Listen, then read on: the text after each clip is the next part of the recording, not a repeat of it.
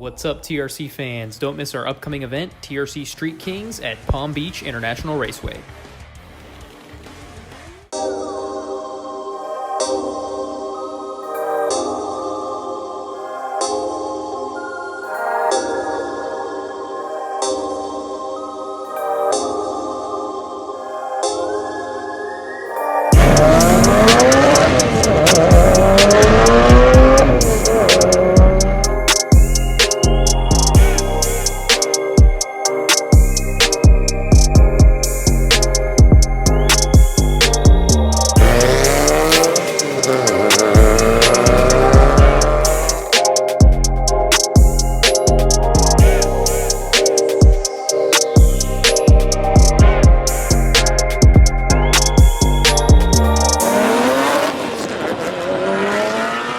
What's up, guys? Javier from That Racing Channel. We're back out at Palm Beach International Raceway here at another TRC Invitational. This time we have some really sick, unique imports, European cars, domestics. We got some really awesome stuff in store for you. This time out, we've actually started a top 10 list. So we're gonna take the top 10 of the fastest mile an hours for the roll racing and ETs for dig racing and start an ongoing top 10 list. So every time we come out with different cars, we can basically start some competition to see who can just set the all-around record for the TRC Invitational.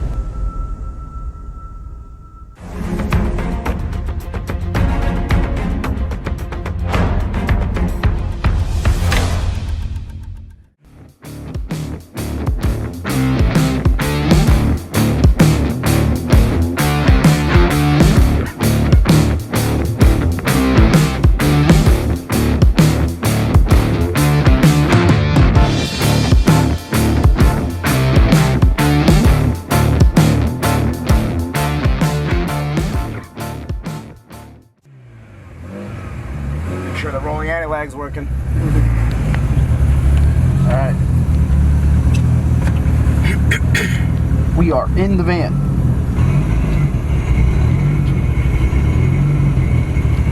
Thumbs up. Here we go.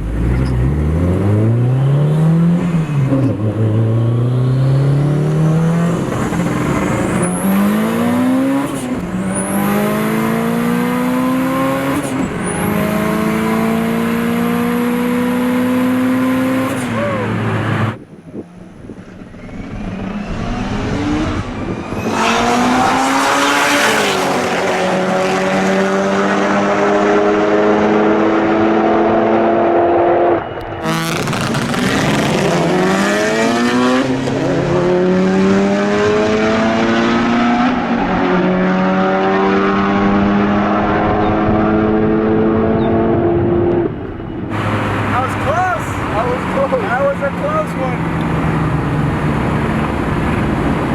That was a good one. I don't think I let the anti-lag go fast enough. Yeah, that was a good. We should run it again. Yeah, it'd be good.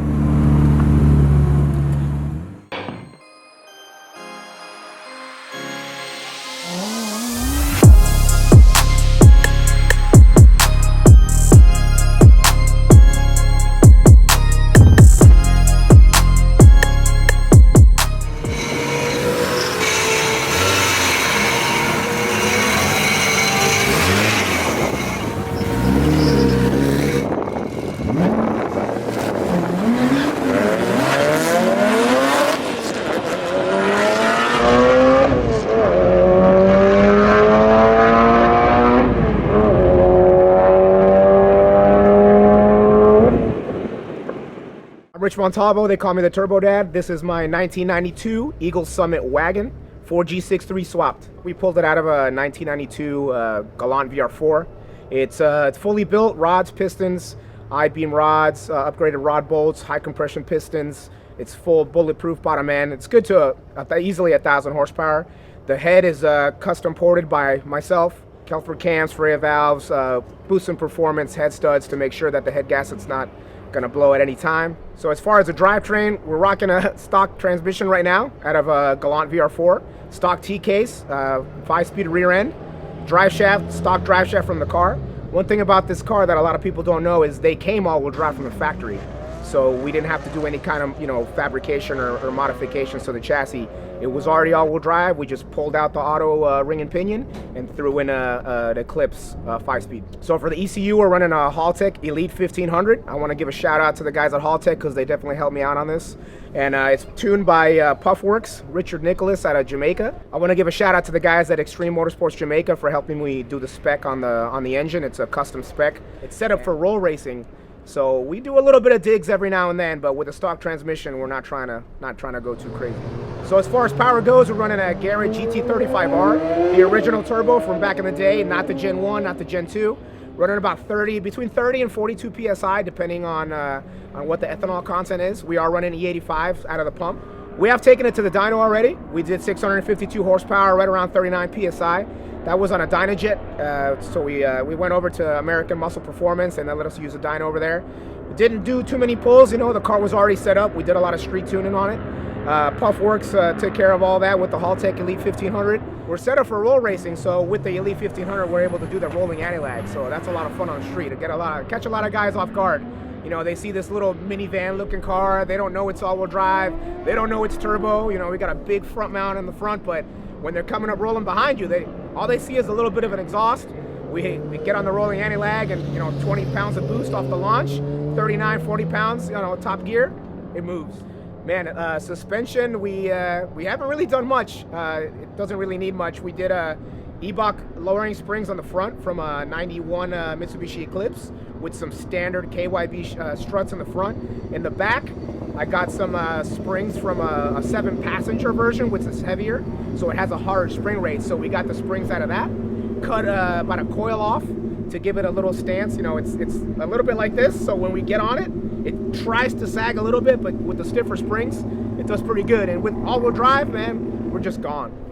Man, why? Why did I get into this platform? So this is the DSM platform, Diamond Star Motors. You guys will know the Mitsubishi Eclipse, the Eagle Talon, the Plymouth Laser. Those cars are famous, man. When I was in high school, I saw a guy who was driving an Eclipse, brand new, and I was like, man, I gotta have that car. So I was working at Target in the back, you know, picking up boxes, and I saved up for about a year. And I went to the Mitsubishi dealer. This was back in 1995, so you can get an idea how old I am.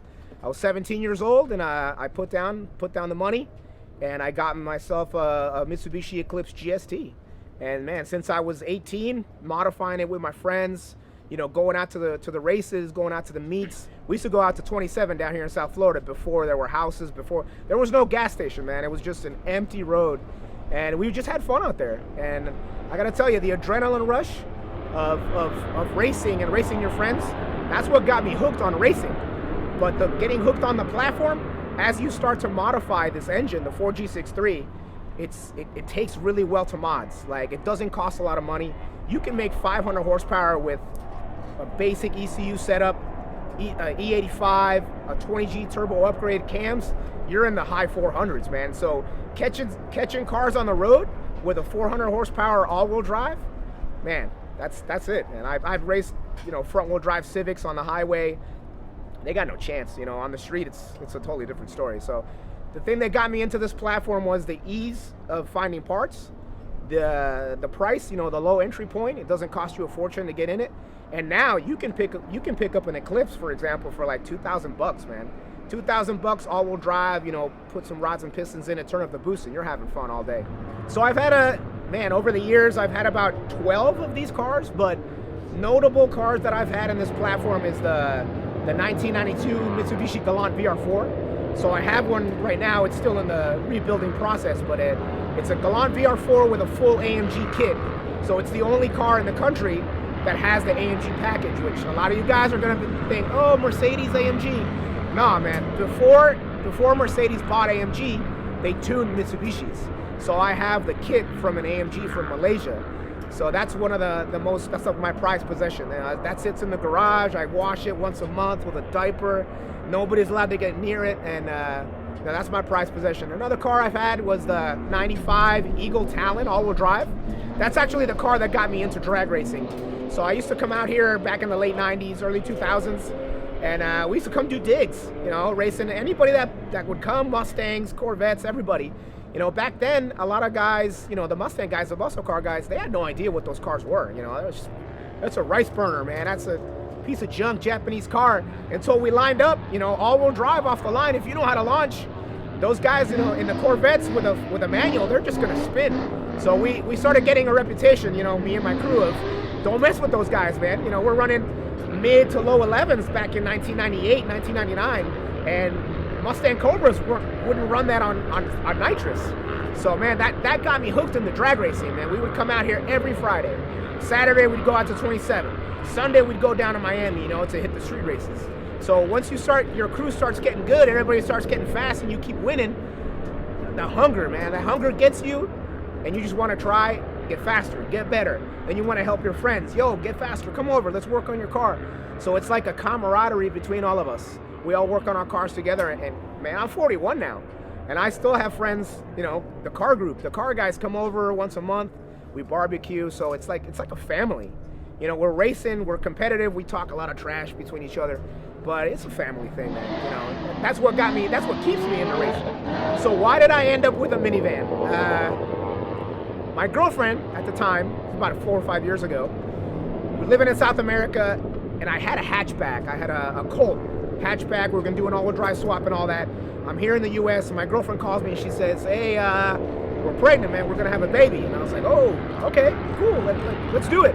So she finally came up here when my son was about a year old, and I went in the garage, and you know, you don't know what your wife's gonna say when she sees your little, you know, your little race car. Is it dangerous? Don't you sell that thing?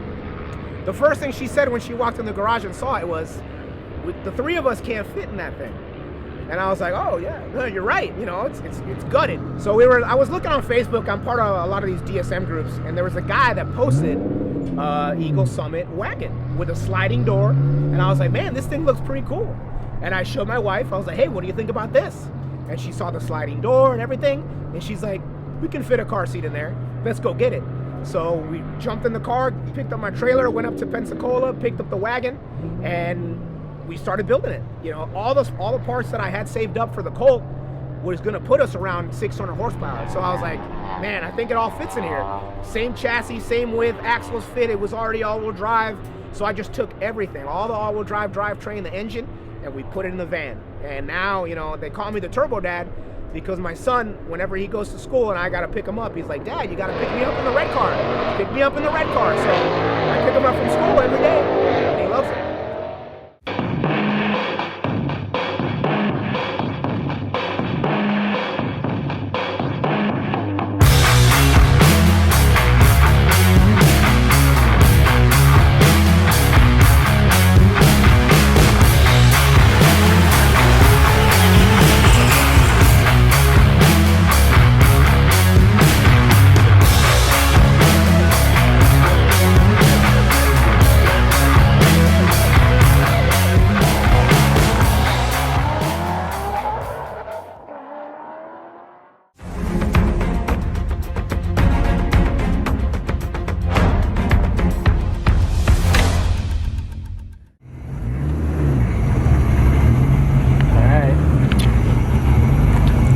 Should be a really good run here.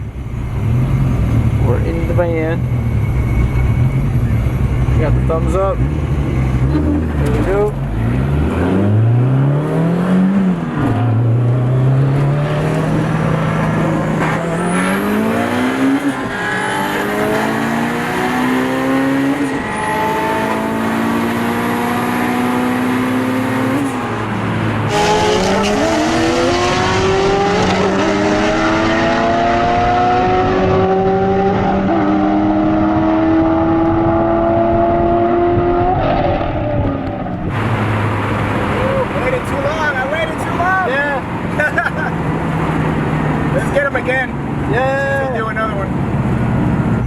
Alright, we're running the Corvette again. This time we're going to try not to hit the anti-lag so long. Should be a cleaner run.